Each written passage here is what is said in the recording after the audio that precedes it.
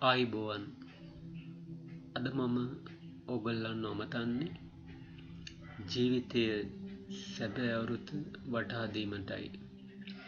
Corona වෛරසය නිසා ලොවම බියෙන් ජීවිත අපේක්ෂාවෙන් පසු වෙනවා. මිනිසුන් විතරක් නෙමෙයි තිරිසන් සතුන් පවා ජීවත් වීමට කැමතියි. හැබැයි බොහෝ මිනිසුන් ඒ බව දන්නේ නැහැ. දන්නවා වුණත් දන්නේ නැහැ වගේ සතුන් විනාශ කරනවා, මරනවා. කුඹියාගේ ඉඳන් අලිය තල්මසා දක්වාම දඬුවමට බයයි. මරණයටත් බයයි. ඒගොල්ලෝ එයාලගේ ලෝකේ තම වර්ගයා බෝ කරමින් ආහාර අනුභව කරමින් සතුටින් ඉන්න අපි වගේම එයත් කැමති. ලොව ඇති අජීවී සජීවී සියල්ල සුභාදහමේ නිර්මාණයක්. කොටින්ම කියනවා නම් හේතු නිසා සකස් වෙච්ච දේවල් හේතු නිසා හටගන්නවා, හේතු නිසාම පවතිනවා, හේතු නිසාම විනාශ වෙලා යනවා. කිසිවෙකු කිසිවක් මවා නැහැ. එසේ කළ හැකිද නොවේ.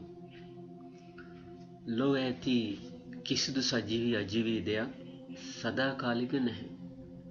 නමුත් අප කටයුතු කරන්නේ අන්න අය මැරුණට මම මැරෙන්නේ නැහැ වගේ. අන්න අය ලෙඩ වුණාට මම ලෙඩ වෙන්නේ නැහැ වගේ. ඒ වගේම එයාලා කල්පනා කරනවා ධනෙ තිබුණම, බලය තිබුණම, නිලය තිබුණම, මහා මන්දිර තිබුණම ඕනම දෙයකින් ගැලවෙන්න පුළුවන් කියලා. ඒත් සබාදාම නැවතත් ඔප්පු කර පෙන්නවා ඒ හැමතම වඩා සබාදාම බලවත් බව. මේ මහ පොළොවට ඔබේ අවශ්‍යතා සපුරන්න සම්පත් ඇති තරම් තියෙනවා. ඒත් ඔබේ කෑදරකම සම්පූර්ණ කරන්න මේ මහ පොළොවේ සම්පත් ප්‍රමාණවත් නැහැ. කෑදර මිනිසුන් ආත්මාර්ථකාමීත්වයෙන් මේ පොළොවේ සාරය ඉවක් බවක් නැතුව ලබා ගනිමින් පවතිනවා. ඒත් එයයි දන්නේ නැහැ ලබාගත්තේ දේවල් කෙටි කාලයකින් දාලා යන්න වෙන බව. මේ සබහාදාමේ සම්පත් අපි පරිහරණය කළ යුත්තේම අවශ්‍යතා සපුරා ගනිමින් ජීවිතේ පවත්වාගෙන යාමට පමණයි. එසේ ජීවිතේ පැවැත්විය යුත්තේ ඇයිද යන පැනයට පිළිතුරු අප සතුව නැහැ. එහෙත් භාග්‍යතුන් වහන්සේ ප්‍රශ්නයට පිළිතුරක් මීට අවුරුදු 2600කට පෙර ලබා දීලා තිබෙනවා. ඒ පිළිතුර ඔස්සේ කටයුතු කිරීමට එක්ක අපට පින් මදි. එහෙම නැත්නම් නුවණ ප්‍රඥාව මදි. නුවණ ප්‍රඥාව කියන්නේ උගත්කම එහෙම නෙවෙයි. ලොව මහාචාර්යවරු, ආචාර්යවරු, විද්‍යාඥයින් ඉන්නවා මෝඩකමින් කටයුතු කරන. උගත්කමට බොහෝ එහායින් තමයි බුද්ධිය කියන දේ තියෙන්නේ. බුද්ධියට බොහොමත්ම එහායින් තමයි නුවණ ප්‍රඥාව කියන දේ තියෙන්නේ. ප්‍රඥාව ලබා ගන්න කොහොමද කියන ප්‍රශ්නය භාග්‍යතුන් වහන්සේගෙන් ආලවක යක්ෂයා විමසද්දී භාග්‍යතුන් වහන්සේ දෙන පිළිතුර තමයි සුසුතති ලබතේ පඤ්ඤා. ඇසීමෙන් ප්‍රඥාව ලබන්න පුළුවන්. කුමක් ඇසීමෙන්ද? සද්ධර්මයේ ඇසීමෙන්. සබාදාමේ ඇතිවීම, පැවැත්ම සහ විනාශය වගේම සබාදාමේ නැවැත්මක් ඒ තුල දේශනා වෙලා තියෙනවා. යමෙක් යම් තැනක උපදීද ඔහුට හැට උරුම වෙච්ච දුක් හන්දරාවක් තියෙනවා. භාග්‍යතුන් වහන්සේ දේශනා කරන ආකාරයට ජාතිපි දුක්ඛා ඉපදීම දුකක්. ඒකට හේතුව අපි දැන් විඳින දුක් සියලුම දුක් විඳින්න සිද්ධ වෙලා තියෙන්නේ ඉපදිච්ච නිසා. ඒ තමයි ජාතිපි දුක්ඛා ඉපදීම නිසා දුක හට ගන්නවා. ඊළඟට ජරාපි දුක්ඛා ජරාපි කියන්නේ වයසට යෑම. අපි ජීවිත තරුණ විදිහටම තියෙන්නේ වයසට යනවා. වයසට යනකොට කෙනෙකුට දුක හට ගන්නවා. කවුරුත් වයසට යනකොට සතුටු වෙන්නේ නැහැ. එහෙනම් වයසට යෑම දුකක් තමයි. ඒකට කියන්නේ ජරාපි දුක්ඛා. ඊළඟට ව්‍යාධි දුක්ඛා. ව්‍යාධි කියන්නේ ලෙඩ රෝග. ලෙඩ රෝග හැදෙනකොට කවුරුත් සතුටු වෙන්නේ නැහැ. දැන් බලන්න කොරෝනා වෛරසය නිසා අද ලෝකෙ කී දහහක් මිය ගිහිල්ලාද? ඒ වගේම අසනීප වෙලාද? ඒ අසනීපෙච්ච හැමෝම ඉන්නේ දුකින්. එහෙනම් ලෙඩවීම දුකක් කියන එක භාග්‍යතුන් වහන්සේගේ මේ කාරණාව අනුව පැහැදිලි. ඒක පුංචි ලදරුවෙකුට පවා තේරෙන සත්‍යයක්. ඊළඟට මරණම්පි දුක්ඛා. අපි හැමෝම මරණයට කැමති නැහැ. මරණය දුකක්. එහෙනම් ජීවත් වෙන්න කැමති මිනිස්සු මැරෙන්න අකමැති කියන එකේ අදහස මැරෙනකොට දුක් වෙනවා කියන එක. ඒ වගේම ප්‍රිය විප්පයෝගෝ දුක්ඛා. ප්‍රියයන්ගෙන් වෙන්වීම දුකක්. ප්‍රියයන් කියලා කියන්නේ අපි කැමති අයගෙන් වෙන් වෙන්න සිද්ධ වීම. අපි කැමති අයගෙන් වෙන් වෙනකොට අපිට දුක හට ගන්නවා. ඒ වගේම අප්‍රියයන් හා එක්වීම. අප්‍රියයන් හා එක්වීමත් දුකක්. කැමති නැති අයත් එක්ක අපි නොරුස්සන අයත් එක්ක වාසය කරන එක, එකට රැකියා කරන එක අපිට මහා ගැටලුවක්, කරදරයක්, මානසික පීඩාවක්. ඒකට තමයි අප්‍රියයන් හා එකතු වීම දුකක් කියලා කියන්නේ. ඒ වගේම යම්පිච්ච නලබිතම්පි දුක්ඛං යම්පිච්ඡං නලබති තම්පි දුක්ඛං. පතන දේ නොලැබීමේ දුක. යමක් අපි බලාපොරොත්තු වෙනවද අපිට ඒක ලැබෙන්නේ නැති වෙනකොට දුක හට ගන්නවා. මේ ලෝකයේ ස්වභාවයක් තමයි අපි හිතන දේවල් වෙන්නේ නැහැ. නොහිතන දේවල් තමයි වෙන්නේ. ඒ තුලනුත් අපිට දුක හට ගන්නවා. ඒ වගේම සංකිට්ඨේන පංච උපාදානස්කන්ධා දුක්ඛා. මේක ටිකක් ගැඹුරුයි. රූප වේදනා සංඥා සංකාර විඥාන කියන පංච උපාදානස්කන්ධේම දුකක් බවයි භාග්‍යතුන් වහන්සේ දේශනා කොට වදාළේ. මුලින් විස්තර කරන ලද සියලු දුක් අපිට විඳින්න සිද්ධ වෙලා තියෙන්නේ ඉපදීම නිසා. ප්‍රඥාව තියෙන කෙනෙකුට මේ දුක්ඛ සත්‍ය තේරුම් ගන්න පුළුවන්. මේ වේසන අවස්ථාවේ ජීවිතය ගැන අලුතින් හිතන්න කියලා මම ඔයාලට ආරාධනා කරනවා. ධර්මයේ තුලින් ජීවිතය දකින්න උත්සාහ කරන්න. සතුට කියන්නේ හිතේ ඇතිවෙන සිතුවිල්ල. අපි හැමෝම මේ සතුට ලබන්න තමයි ජීවත් වෙන්නේ. හැබැයි සතුට ලබන්න ජීවත් වෙන අපිට නිරන්තරයෙන්ම දුක් විඳින්න සිද්ධ වෙනවා. ඒ නිසා තමයි භාග්‍යතුන් වහන්සේ අපිව උනන්දු කරවන්නේ මේ දුකින් සදාටම මිදෙලා සතුට ලබන ක්‍රමයක්. එහෙනම් සතුට වෙන්න කැමති අය ඒ ක්‍රමය අනුගමනය කරන්න ඕනේ. නැත්තම් ලාමක දේවල් වලින් සතුට වෙච්ච අයට හිත අඬන්න වෙනවා. ඒක තමයි ඇත්ත. සතුට කියන්නේ හිතේ ඇතිවෙන සිතුවිල්ලක් නම්, දුක කියන්නේ හිතේ ඇතිවෙන සිතුවිල්ලක් නම් අපිට සතුට උපදින කාරණාවලදීත් දුක් උපදින කාරණාවලදීත් සතුට වෙන්නෙත් නැතුව දුකක් වෙන්නෙත් නැතුව ඉන්න පුළුවන් ක්‍රමයකුත් එහෙනම් තියෙනවා. ඒ කියන්නේ සතුට කියන්නේ නැත්තම් දුක කියන්නේ සිතුවිල්ලක් නම් ඒ සිතුවිලි හටගන්න හේතු තියෙනවා. සැපසහගත හේතු නිසා සැප වේදනා උපදිනවා.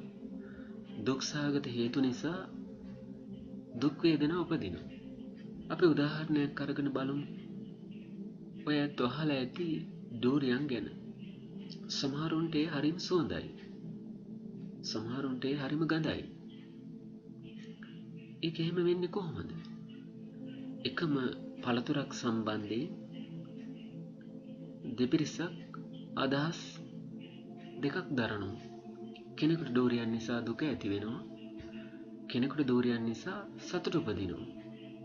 එහෙනම් මේ දුක සතුට කියන එක දූරියන් කියන පළතුරේ තිබුණ එකක් නෙවෙයි. දූරියන් නිසා අපි හිතේ හදාගත්ත සිතුවිල්ල. එහෙනම් පැහැදිලි බාහිර වස්තු වල දුක හෝ සැප නැහැ. ඒ වස්තු වර්ධවා තේරුම් අරගෙන හිතේ ඇති කරගන්නා වූ සිතුවිලි සමුදායක් තමයි දුක හෝ සැප කියන්නේ. මම මේ කතා කරන්නේ ලෞකික සැප ගැන. ලෝකෝත්තර කියලා සැපකුත් තියෙනවා. ඒ ධර්මයේ දියුණු කිරීමෙන් ලබන්න ඕන එකක්. ඇත්ත වශයෙන්ම ඒ සැපයක් තියෙනවා. ඒ අර කිව්වා වගේ චිතිලි මාත්‍රයක් නම් නෙමෙයි. ඒ ගැන අපි වෙනම දවසක කතා කරමු. අපේ ශරීරය හැදලා තියෙන්නේ සිතයි කයයි දෙක එකතු වෙලා. ඒකට ධර්මයේ සඳහන් කරන්නේ නාම සහ රූප කියලා. රූප කියන්නේ අපේ මේ ඇහැට පේන්න තියෙන කය. නාම කියන්නේ සිතත් එක්ක එකතු වෙලා තියෙන ධර්මතා. එහෙම කාරණා හතරක් තියෙනවා. වේදනා සංඥා සංකාර විඥාන කියලා. ඒ ගැන අපි දැන් කතා කරන්නේ නැහැ. කොහොම වුණත් ඕනම සත්වයකගේ ශරීරය සකස් වෙලා තියෙන්නේ කොටස් දෙකකින්. හිත සහ කය. කය අපිට පේන දෙයක්. හිත නම් හැබැයි අපිට පේන්නේ නැහැ. ඒ ඔබේ කය තුල හිත තියෙනවා. ඒක තියෙන්නේ හදවතේ ඇති රුධිරය ඇසුරු කරගෙන. ඒ භාග්‍යතුන් වහන්සේගේ දේශනාව. විද්‍යාව නම් ඉච්ඡර දියුණු වෙලා නැහැ ඒ ගැන කියන්න. ඉතින් මේ කය සාහිත එකතු වෙලා සත්වය නිර්මාණය වෙලා තියෙනවා නම් අපි බොහෝ වෙලාවට කය ගැන පමණයි උනන්දු වෙන්නේ. අපි දැකලා තියෙනවා උදේට පාරවල් වල ව්‍යායාම කරන්න යන පිරිස. ඒ කය නිරෝගීව තියාගන්න තමයි ඒ ව්‍යායාම වල නිරත වෙන්නේ. එතකොට හිතත් ලෙඩ වෙනවනේ. හිතටත් ව්‍යායාම අවශ්‍යයිනේ. හිත නිරෝගීව තියාගන්න ව්‍යායාම කරන්න ඕනේ. හැබැයි අපි හිත නිරෝගීව තියාගන්න ව්‍යායාම කරනවද? හිත නිරෝගීව තියාගන්න ව්‍යායාම කරනවා කියලා කියන්නේ බෞද්ධ දර්ශනයට අනුව ඇත්තටම බුදුදහම දර්ශනයක් නෙමෙයි. ඒ ආගමිකුත් නෙමෙයි. ඒ ධම්ම සබහාදහමේ සත්‍යය. එතකොට මේ සබහාදහමේ සත්‍යයට අනුව හිත ව්‍යායාම කරනවා කියලා කියන්නේ භාවනාව තුළින් හිත අපිට ව්‍යායාමයට නංවන්න පුළුවන්. හිත නිරෝගීව තියාගන්න ඕන නම් අනිවාර්යෙන්ම අපි භාවනාව තුළින් හිත වැඩි යුතුයි.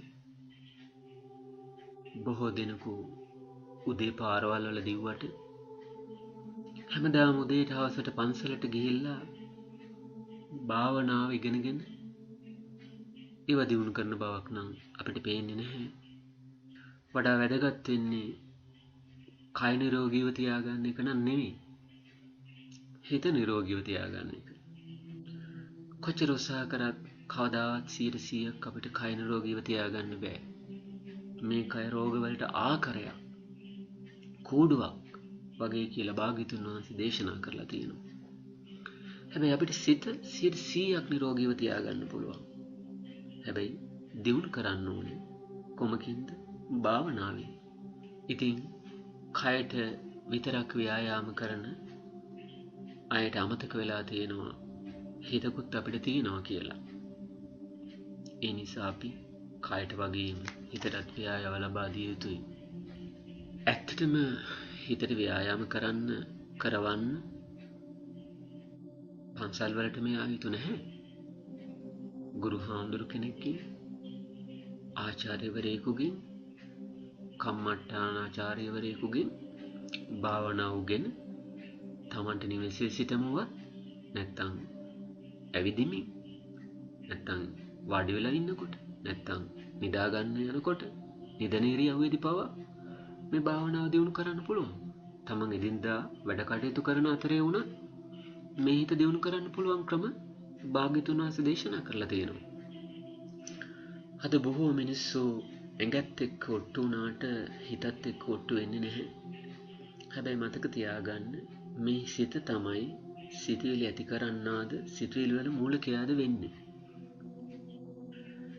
මම මෙපමණ දේ කියාගෙන ගියේ ඔබට කරුණක් පැහැදිලි කරන්න.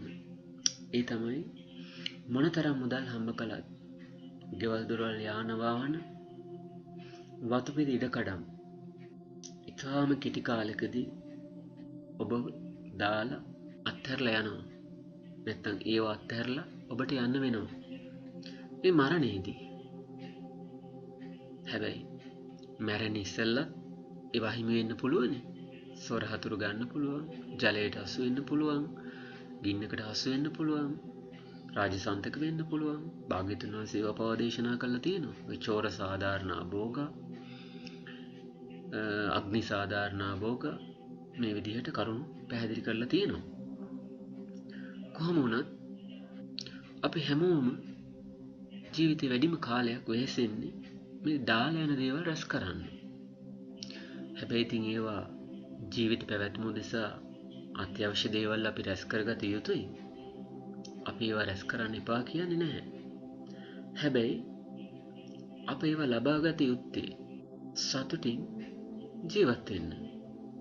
හැබැයි අද මිනිස්සු ඒවා ලබා ගන්න, විශේෂයෙන් වස්තු වාගේ දේවල් ලබා ගන්න විශාල කාලයක් වැය කරනවා. හැබැයි මිනිස්සුන්ට ඒවා භුක්ති විඳින්න කාලයක් නැහැ. කෑම ටිකක් කන්න, වන්දනා ගමනක් යන්න, විනෝද ගමනක් යන්න මිනිස්සුන්ට විවේකයක් නැහැ. හම්බ කරනවා. භාග්‍යතුන් වහන්සේ සඳහන් කරන්නේ අතිසුඛ තිබුණට භෝග සුඛ නැහැ ඒ අයට. අතිසුඛ කියන්නේ Taman සතු දෑ. ඒවා පරිහරණය කරලා විඳින සතුට තමයි භෝග සුඛ කියන්නේ. අද මිනිස්සු බොහෝ දෙනෙකුට මේ භෝග සුඛය විඳින්න අවස්ථාවක් නැහැ. හරියට පිළිවෙලකට කැම ටිකක්වත් කන්න මිනිස්සුන්ට වෙලාවක් නැහැ. මොකක් හිතන්න. දාලා යන බොහෝ දේවල් වෙනුවෙන් ඔබේ ජීවිතේ දිය වෙලා යනව නේද කියලා. මා ඔබට යෝජනා කරන්නේ හිත දියුණු කරන්න උත්සාහ කරන්න. තිරිසන් සතෙකුට ඒ දේ කළ නොහැකි. මනුෂ්‍යයන්ට, දෙවියන්ට මේ හිත දියුණු කරන්න පුළුවන්. ඇත්තටම මනුෂ්‍යය කියලා කියන්නේ මනං උස්සතිති මනුස්සං. මනසින් උසස් කෙනා, මනස වැඩූ කෙනා, මනුෂ්‍ය ගුණධර්ම ඇති කෙනා තමයි මනුස්ස වෙන්නේ. එහෙම නැත්නම් තිරිසන් සතෙකුයි මිනිස්සුකුයි අතර කය වෙනසක් තිබුණාට ක්‍රියාවේ වෙනසක් නැත්තම් දෙගොල්ලම සත්තු තමයි. ඉතින් මම යෝජනා කරන්නේ තිරිසන් සතුන්ට දියුණු කරන්න බැරි හිත ඔබ දියුණු කරන්න. සිදුහත් බෝසතාණන් වහන්සේට ලොව ඇති සුවිශේෂී සැපයන් ළඟා කරලා දෙන්න එතුමාගේ පියාණන් සුද්ධෝදන මහරජතුමා ක්‍රියා කරා. රාමේශ්වරම සුබ කියලා ඍතු 3ට ගැලපෙන මහා මන්දිර 3ක් හදලා තිබුණා. ලක්ෂ ගණන් සේවිකාවන්ෙහි සේවය යොදවලා තිබුණා. රත්තරණින් මුතු මැණිකින් හදපු නාන තටාක තිබුණා ඒ ගොඩනැගිලි ඇතුලේ. හැබැයි සිදුහත් බෝසතාණන් වහන්සේ එයින් ලබන සතුට తాවකාලික බව තේරුම් අරගෙන හිටියා. ඒ නිසා తాවකාලික සතුටක් විඳිනවට වඩා සදාකාලික සතුටක් මා ලැබිය යුතුයි යන්න තරයේම හිතට අරගෙන තමයි ඒ සියල්ල අත්හැරලා දාලා නිවන කියන සතුට හොයාගෙන ගියේ. එහෙනම් මාලික රන් රිදී මුතු මැණික් මුදල් බලය මේ සියයටම වඩා වටින දෙයක් ලෝකේ තියෙනවා. මොකක්ද ඒ? ලෝකෝත්තර සතුට, ලෝකෝත්තර සැපය. කෙටිම කියනවනම් නිවන. ඉතින් මේ ලෝකෝත්තර සතුට ලබන්න ක්‍රම දෙකක් තියෙනවා. ගිය අපිට උත්සාහ කරන්න පුළුවනි. හැබැයි ඉතින් ඒ ඉලක්කයට ළඟා වෙන්න වෙන්නේ අපිට බොහොම හිමින්. ඊළඟට පැවිදි උතුමන් ඒ ඉලක්කයට වේගයෙන් ළඟා වෙන්න පුළුවන්. මොකද ඕන තරම් කාලය උන්වහන්සේලාට තිබෙන නිසා. උන්වහන්සේගේ ජීවිත පැවැත්ම බර හරි අඩුයි. හැබැයි මේ දෙගොල්ලම අවශ්‍ය නම් නිවන කියන සතුට ළඟා කරගත හැකි. සුනාමි ආවා ගියා. ඒත් සබහාදහම අපිට තේරුම් ගන්න බැරි වුණා. SARS වෛරසය ආවා ගියා. ඒත් සබහාදහම අපිට තේරුම් ගන්න බැරි වුණා. භූමිකම්පා ආවා ගියා. ඒත් අපිට සබහාදහම තේරුම් ගන්න බැරි වුණා. ලැබුගිනි එනවා යනවා. ආහාර අර්බුද එනවා යනවා. ලෙඩ රෝග එනවා යනවා. සතුටද එනවා යනවා. කොරෝනා වෛරස් එකත් ඇවිල්ලා ආපහු යාවි. හැබැයි සබහාදහම තේරුම් ගන්න මේ අවස්ථාව අමතක කරන්න එපා කියන එකයි මගේ යෝජනාව. හැබැයි මේ මොනවා ඇවිල්ලා ගියත් නිවන කියන සතුට කෙනෙක් ගාවට ආවොත් ඒ කවදාවත් යව දාලා යන්නේ නැහැ. ඒ හින්දා තමයි නිවනට පරම සතුට කියලා කියන්නේ. මොකද හේතුව පරම කියන්නේ උත්තරීතර වෙනස් නොවන. ආන්නේ වෙනස් නොවන සතුට ඔබට ළඟා කරගත හැකි දහම ලෝකෙ අදටත් පවතිනවා. හැබැයි ඒ සඳහා මාර්ගයක් තියෙනවා. සරල විදියට ගියක් දොරක් හදාගෙන, සරල විදියට රැකියාවක් කරගෙන, සරල විදියට ආහාර ටිකක් ලබාගෙන, ඒ වගේම අවශ්‍ය නම් දරු මල්ලු පවා පෝෂණය කරමින් මේ වකවානුයි නිවන සෙවීම සඳහා උත්සාහ ගත යුතුයි. ධනයෙන් මත් වෙච්ච, බලයෙන් මත් වෙච්ච, තණ්හාවෙන් බරිත වෙච්ච මිනිස්සුන්ට සත්‍ය වටහා ගන්න අමාරුයි. ඒ අදටත් හෙටටත් මිනිස්සුන්ව පීඩාවට පත් කරමින් ධනෙ සොයාවි, බලය සොයාවි, වස්තු සම්පත් සොයාවි. ඒ වගේම මතක තියාගන්න ගොඩාක් ඇති කෙනාට ගොඩාක් දුක් ලැබෙනවා. මොකද ගොඩාක් දේවල් දාලා යන්න වෙන නිසා. එදාට හරි අමාරු වෙනවා. මම ඔබට යෝජනා කරන්නේ ලෝක සත්‍යයට කරුණාව දයාව පතුරමින් සියලු සතුන්ගේ ජීවත් වීමේ අයිතිය තහවුරු කරමින් දන් දෙමින් සිල් රකිමින් බණ භාවනා කරමින් සැබෑ සතුට සොයන්න උත්සාහ කරන්න. මෙලොව ඉන්න හැම දෙනාටම අද සතුට නැහැ. බිය පමණයි. සියලු බින් සියලු තැති ගැනීම් වලින් නිදහස් වෙන්න ඔබ ධර්මයට ලං වෙන්න. සැනසීම එතනයි ඇත්තේ. ධර්මයේ වනාහි ලෝ පවතින පරම සත්‍යයයි. ඊට ජාති ආගම් කුලමල රට රටවල් වල ભેද බලපාන්නේ නැහැ. සබදාමී නීතිය සැමටම පොදුයි. බුදුදහම යනු සබදාම අවබෝධ කොට එය ඉක්මවා යා හැකි ගැඹුරු ධර්මයක්. ඔබට මම කරුණාවෙන් ආරාධනා කරනවා දැන්වත් මේ දහමට එබී බලන්න. දිනක ඔබට ඔබ ගත්ත තීරණය ගැන ආඩම්බර විය හැකි. ඔබ කොරෝනා වලින් ජීවිතය ආරක්ෂා කරගත යුතුයි. තව මාස කීපයකින් වෙන වෛරසයක් ආවත් ඒනොත් ආරක්ෂා විය යුතුයි. ඒත් මතක තියාගන්න ඔබට කිසිදා මරණය ඉක්මවා නොහැකි බව. එසේ කළ හැකි යම් දහමක් ඉගැන්වීමක් ඇද්ද? ඒ බුදුදහම පමණයි. ඇත්තටම එය දහමකුත් නොවේ. කලින් කිව්වා වගේ ආගමකුත් නෙවෙයි. ධර්මයක්. ධම්මය anu සත්‍යයයි. කුමන සත්‍යයේද? සබහාදහමේ පරම සත්‍යයයි. එවැනි සත්‍යයන් 4ක් ලෝකේ පවතිනවා. එනම් දුක, දුක හට ගැනීමට හේතුව, දුක නැති කිරීම, දුක නැති කිරීමේ මාර්ගය. කොටිම කියනවනම් සතුට ළඟා කරගත හැකි මාර්ගය. මොන සතුටද? නිවන් සතුට. නැත්තම් නිවන් සැප. අපි දැන්වත් සිතා බැලිය යුතුයි.